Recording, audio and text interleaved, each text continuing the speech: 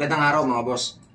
Sa wakas, no, napakatagal ng panahon. Dumating na yung ating plaka ng ating motor. So, kahapon, kinuha ito ng aking kapatid doon sa branch ng marketing ng motor na ito. So, dumating na nga. Ito na. Pinick up ito kasi tumawag doon sa kanya. How many times na tayo ito nag-follow up. So sa wakas dumating na nga ito at maganda nga ito, meron na siyang mga QR code. Kung mapapansin nyo, may QR code na. So ito, ididikit mo na lang ito dito. Saan dyan? Kasi ang bagong diskarte ngayon, pag nagpa-renew ka ng motor, QR code na lang inilalagay dito. Wala na yung dati kasi yung sticker na 2001, 2020, wala na yon. So ngayon ito na QR code na. So ikakabit na natin to mga boss dito. Dito. Kakabit na natin dito kasi nagpagawa kami ng temporary plate nito. So, matagal na panahon. Alam nyo, kinuha itong motor mga kwan. Year of 2019. Hindi ako nagkakamali. Year of 2019, kinuha siya. Nilabas ito sa marketing. So, until now, ay hindi talaga dumating yung plaka. Ang isa pa sa hinihintay ko mga boss, yung plaka ng ating barako. Hanggang ngayon ay hindi pa rin dumarating. Kinuha ko nga pala yung barako ko ay nilabas ko sa marketing 2017. So anong year na ngayon? 2023 na. Di ko ba? O mag 2024 na. Hanggang ngayon, di pa rin dumarating tong ating plaka sa barako.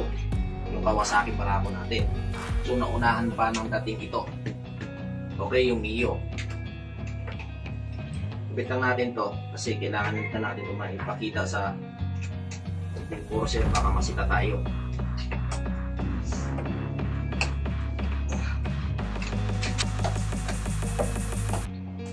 Matigas kasi may kalawang. Ang gagawin natin, nalagyan natin lang yung siguro mamaya.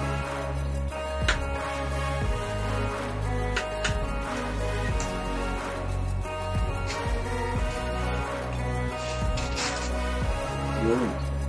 Makalas na. Pares lang naman ang butas niyan. Ang gagawin natin, linisin na muna natin.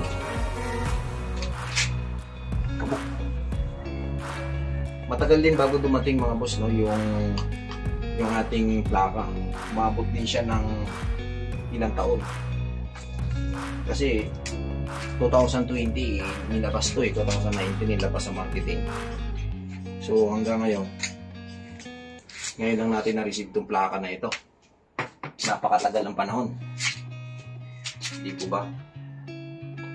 So, sa tingin ko, hanggang ngayon, yung barako, hindi pa rin yung basta-basta mailalabas nila. Hindi ko alam kung bakit ang gano'n ang diskarte. Ayan o. So, kung makikita nyo, ay kakabit na natin to. So, ganun lang ang pagkabit niya, no? Yan. Okay. Yan. Siguro kukuha lang tayo ng gis na yabi kasi kailangan natin ng gis. Wait lang. So yan, maganda na sa tingnan kasi nga may plaka na nga tingnan. No? Hindi katulad nung ganito. Ito talaga, naggastos pa kami nito. 350 yata yung paggawa nito. 350. Nagpagawa kami, nagpasadya kami nito. Yan. Binagay lang sa kulay ng motor kasi kulay dilaw. So kulay dilaw kasi itong motor na ito. Siguro maganda buksan natin yung gate.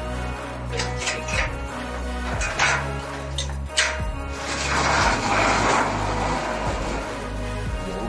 Hindi kasi natin makita yun.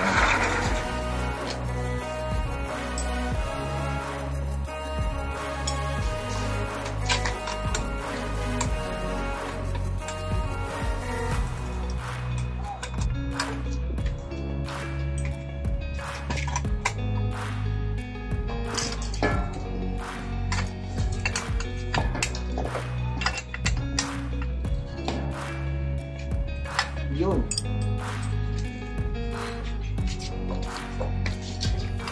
So yan mga boss, ang kuwag kasi nito, sinadya namin palagyan ng bracket para pwede siya i-adjust. So yung puting-puti na. Ito yung sticker niya.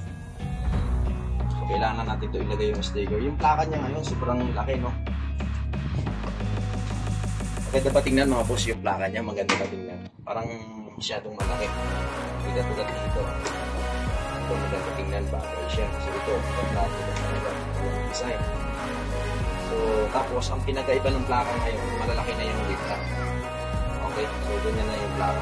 Mauna na yung numero. Nahuhuli yung leader. So, kapit na lang natin to. Kasi ito yung pinakakuan niya. Sticker.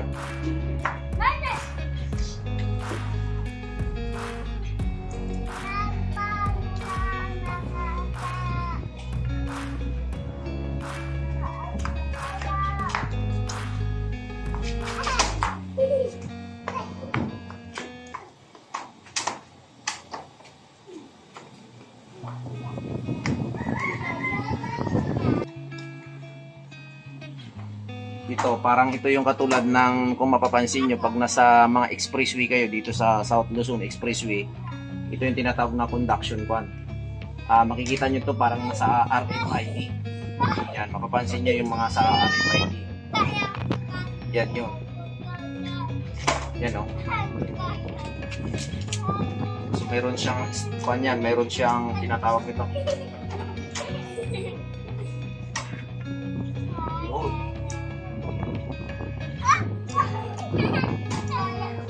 Kasi dyan mapagbabatayan kung rehistrado yung motor o hindi. So, okay na to mga boss. Naikabit na natin. Maraming salamat. At dumating na nga itong ating plaka na matagal lang hinihintay. Kahapon ay pinikap lang ito ng ating kapatid doon sa branch marketing ng pinagkuhaan ng motor nito. Maraming salamat. Thank you for watching. God bless you.